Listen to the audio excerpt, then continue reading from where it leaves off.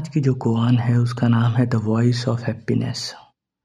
ये कुरान एक रिडल से ज़्यादा ना, एक पहेली से ज़्यादा ये जीवन की सच्चाई को बयान करती है।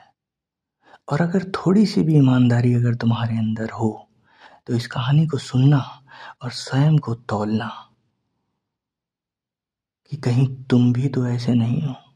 और एक बात हमेशा याद रखना कि अगर एनलाइटनमेंट तक पहुंचना है तो पूरा नंगे होके जाना पड़ेगा। वहां झूठ की एक भी परत काम नहीं आएगी। तो झूठ सारे यहीं रख के बिल्कुल अकेले सत्य के मार्ग पे चलना पड़ेगा। प्रेम गली अति साकरी जा में दो न समाए। वहां तो सिर्फ एक ही पहुंचता है, सत्य।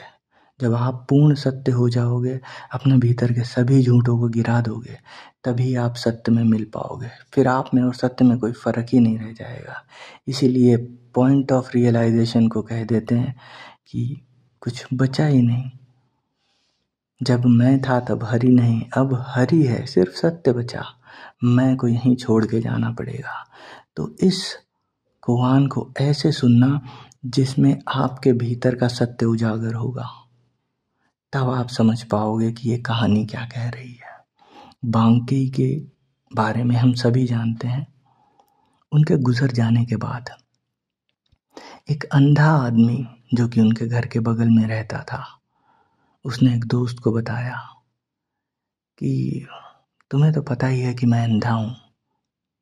तो जब सामने वाला मुझसे बात कर रहा है या कोई किसी से बात कर रहा है तो मैं उसकी शक्ल तो नहीं देख पाता कि उसके चेहरे पे क्या एक्सप्रेशन है।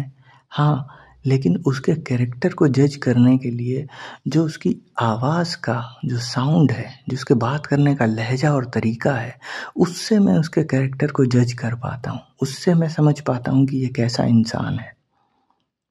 जनरली मैं देखता हूँ लोगों को कि दूसरों को बधाई दे रहे हैं, लेकिन जब वो बधाई दे रहे होते हैं ना, तो उनकी हैप्पीनेस, दूसरे की सक्सेस को देखते हुए उसके अंदर एक रहस्यमयी टोन छुपी हुई होती है, जलन की। जब किसी को कोई बधाई देता है तो उसके भीतर एक जलन की भावना भी होती है, वो उसकी टोन में जाहिर हो जाती है।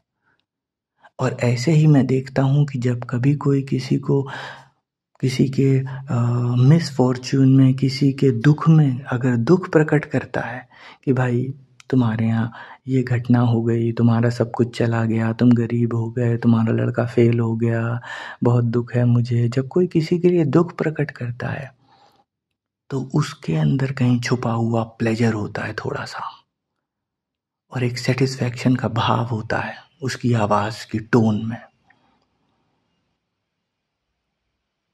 तो ऐसा क्यों होता है ये मैं आज तक समझ नहीं पाया, और सारे ही संसार में ऐसे ही होता है। हालांकि वो उसे कंडोलेंस प्रकट कर रहा है, लेकिन फिर भी वो दुख व्यक्त करते हुए भी खुद में सुखी है। लेकिन मेरे अनुभव में एक चीज हुई।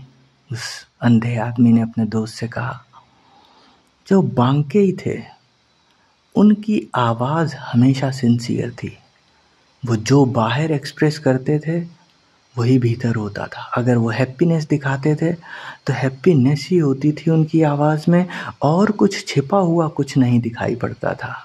अगर वो दुख प्रकट करते थे तो सिर्फ और सिर्फ दुख ही होता था, उसमें छिपा हुआ कुछ दिखाई नहीं पड़ता था। एक एनलाइटन्ड आदमी अंदर से और बाहर से एक समान होता है, क्योंकि उसमें मैं नहीं होता है। सत्य में परतें नहीं हुआ करती, सत्य सिर्फ सत्य होता है।